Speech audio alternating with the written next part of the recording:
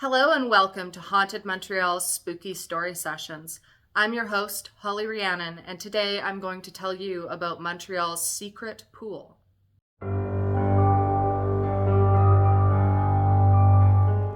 With 450 documented ghost stories, Montreal is easily the most haunted city in Canada, if not all of North America. Here at Haunted Montreal, we are dedicated to researching these paranormal tales, and our channel brings you new videos in both French and English every second Saturday. Today, we examine one of the many terrifying sites on Mount Royal that are said to be haunted. Once a hidden oasis for hipster swimmers and sunbathers, today the pool is decrepit and has horrible rumors swirling around of murdered children who are buried beneath its concrete foundations. But before we get into today's story, please remember to like, subscribe, and hit the bell button so you get notified every time we have a new story to share. And if you're already subscribed, thank you so much. Welcome back. We're happy to see you again. Now, without further ado, let's get spooky.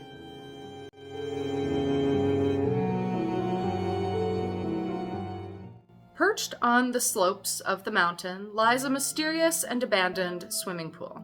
Authorities at the old Royal Victoria Hospital constructed it during 1961, allegedly to allow nurses and patients to swim there.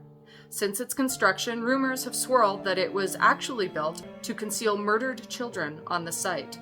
These allegedly include Indigenous victims of the nearby Allen Memorial Institute Psychiatric Department. Known as Montreal's secret pool, it was closed down following the drowning of a man in 2013. Once considered a hidden gem and an urban oasis, the pool is now graffiti-scrawled, crumbling, and partially filled with stagnant water. It is not only creepy and decrepit, but some say haunted. The pool is nestled between the old Royal Victoria Hospital and the Allen Memorial Institute, also known as Ravenscraig, both extremely haunted sites in their own right. Constructed in 1961, the swimming pool was allegedly the result of a philanthropic donation made by Henry William Morgan, chairman of the hospital's board from 1957 to 1962. The pool is thus officially called the Henry William Morgan Pool. It was supposedly constructed to provide nurses an opportunity to swim and for patients in need of physiotherapy and rehabilitation. According to the philanthropist's grandson, Charles S. Morgan, my grandfather Henry William Morgan donated the pool to the nurses of the Royal Victoria Hospital in 1961 during the time that he served as president of the board of the hospital. He was absolutely devoted to the hospital and, in particular, to its nursing staff. Over the years, access to the pool opened to the public, and I have very fond memories of swimming there as a law student at McGill, a secret oasis on the side of Mount Royal. As the years passed, eventually the pool took on a host of regular swimmers. However, it also slowly developed the reputation as a party scene. With an entry fee of $5 per day, it was soon swarmed by rowdy McGill students. Tourism websites and blogs started gushing about Montreal's secret hipster pool and buzzing about the party atmosphere. Some longtime users began to complain that this party atmosphere had gotten out of control and that alcohol and drugs were being frequently consumed in the pool area. Others objected to the lifeguards who did not seem to be supervising the pool properly. Another problem was that bad behavior was going on after hours when the pool was closed. Sometimes people would break in for late-night pool parties or to smash beer bottles and throw the picnic tables into the water. Things came to a head on the afternoon of August 8, 2013. Tragedy struck at approximately 3:45 p.m. when a regular swimmer named Douglas Crabb was spotted unconscious at the bottom of the pool by other bathers. They summoned the lifeguards, who noted that Crabb was not coming to the surface. A passing doctor ran over to help. Once the 67-year-old man was finally pulled out of the pool, he was in a state of cardiac arrest. Crabb was resuscitated but was unable to breathe on his own. He was sent to the nearby Royal Victoria Hospital in critical condition and died 2 days later. Following the incident, the Henry William Morgan Pool was immediately shut down by hospital authorities. Indeed, it has been sitting empty ever since. This, despite a 2017 promise by Mayor Valérie Plante to try and reopen it, as requested by Les Amis de la Piscine de Royal Victoria. One of the problems is that the pool is owned by the McGill University Health Centre, which relocated the Royal Victoria Hospital to the Glen Super Hospital in NDG in April 2015. In other words, the old Royal Victoria Hospital is currently abandoned, and there is zero incentive to reopen a pool with no nurses or patients to swim in it. The other problem is far more ominous. There are persistent rumors that the pool was actually built to conceal the bodies of children who were murdered at the Allen Memorial Institute. Under the direction of McGill University psychiatrist Dr. Ewan Cameron, unethical brainwashing experiments were carried out in the 1950s and 60s. These included Project MKUltra, commissioned on behalf of the CIA. More details about the abuse are featured in our video about Ravenscrag, the original name of the Allen Memorial Institute. Rumor has it that orphans and children in Indigenous residential schools were recruited against their knowledge for deranged experiments involving excessive electroshock sessions. Some say that lobotomies were performed. The rumors suggest that these children were essentially murdered and then buried in surreptitious manner at the site. According to survivor Anne Diamond, these unmarked graves are a big secret. There has been no physical proof that kids are buried there, but some would have been First Nations kids in Cameron's experiments between 1953 and 1964. Others came from broken homes or were orphans. Obviously, they're not laid out to attract attention, but we think 17 to 25 children were buried there. Officially, though, it never happened. Many records were destroyed, however, and McGill has been very busy hiding the evidence and making sure witnesses and survivors remain silent. Kevin D. Annett's Hidden No Longer, Genocide in Canada, Past and Present from 2010 backs up Anne Diamond's allegations. Listing unmarked Indigenous grave sites across Canada, on page 348, the document states, Quebec, 1. Montreal, Allen Memorial Institute, McGill University, still in operation since opening in 1940. MKUltra Experimental Centre, mass grave of children killed there north of building on southern slopes of Mount Royal behind stone wall. Anne Diamond recalls visiting the pool. I have only been in it once or twice. The first time was in summer of 1972 with some friends. We climbed the stone wall at 2 a.m. and swam in the dark. I think there was no fence then because I don't recall having to get over it, just a stone wall. There were a couple of other people swimming in it who arrived ahead of us. It was the place to swim on hot summer nights. Diamond continued, 10 years later, I heard Leonard Cohen went there all summer long and spent the afternoon there. In the early 80s, it was open to the public for $5, and maybe you could get a membership pass for the summer. I went only once with a girl I met who was traveling to Montreal from Greece who told me she wanted to meet Leonard Cohen. I guess the best place to run into him casually was the Allen Pool, so I took her there, and sure enough, there he was, on the grass in his swim trunks. 20 years later, circa 2003, Diamond was researching the MKUltra program at McGill. By chance one day, I was walking through NDG Park and met a man, about 45, who was selling off his possessions. He told me he had a brain tumor and had 6 months or a year to live. He had been a male nurse at Royal Victoria Hospital in the late 1970s and 80s and was involved in destroying records of births, adoptions, and abortions which were thrown into the dumpster. He said the swimming pool was a drug-dealing site catering to Montreal's beautiful people in the entertainment industry.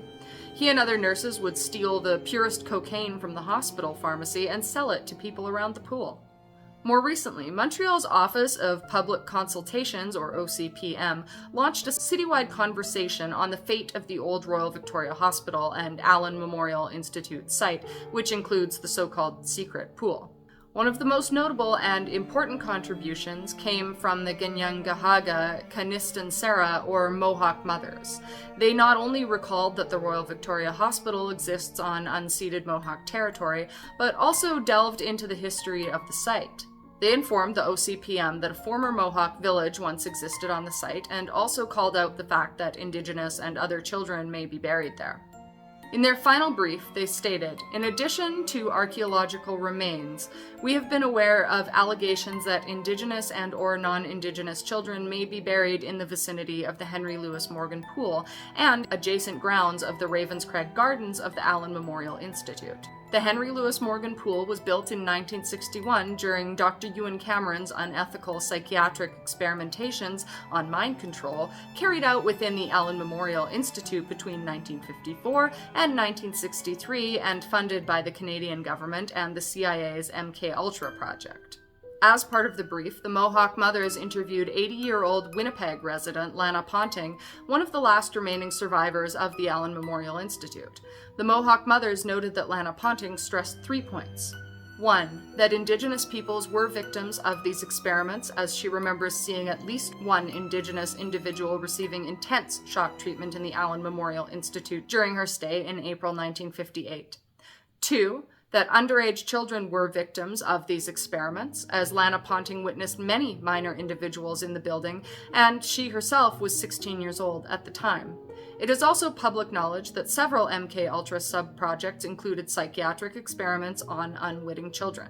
And 3, that the rumor that the experiment's victims were buried in the Ravenscrag Gardens surrounding the Allen Memorial Institute was already in circulation amongst its patients as early as 1958. Notably, Lana Ponting recalls that suspicious activities were conducted outside the building at night. She has obtained a letter from her doctor attesting that she is of sound mind. Lana Ponting and many other family members of psychiatric experiments at McGill University have strong suspicions that unmarked graves, potentially including Indigenous children, will be uncovered beneath the grounds of Ravenscrag. Indeed, according to Lana's testimony, "You know, it's funny. I would get out of my room. One night I saw these people all by the south wall, and they had lights on. What was going on there? It may have happened that they were burying bodies there. They were by the south wall, a cement wall outside on the south side of the grounds.